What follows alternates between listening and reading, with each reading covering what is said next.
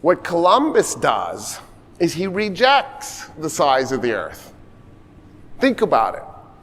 When he goes to Isabella to sell her on this scheme of going west to get to Japan and China, the scheme means that Japan and China would be where North America is. The only way that could be true is if the east-west distance of North America was missing and the east-west distance of the Pacific Ocean was missing.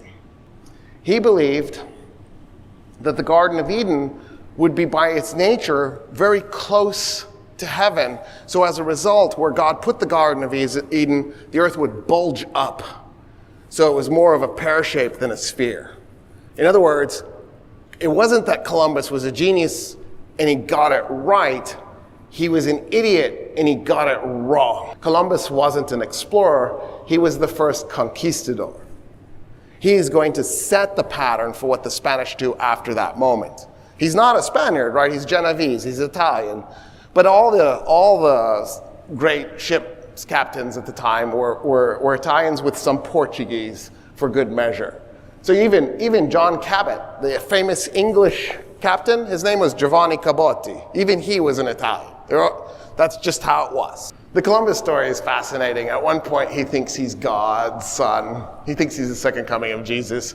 Cristoforo means cross-bearer.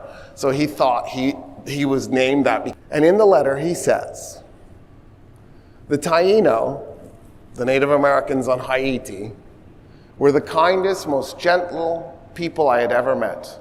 Their generosity was not exceeded by any people I've ever encountered.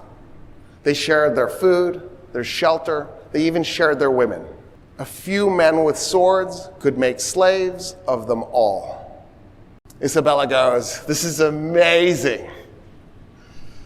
And she sends him on another journey, a second voyage, the very next year, 1493. This time it isn't 3 ships, it's a fleet. And this time it isn't just a bunch of sailors. They're sending carpenters and masons and marines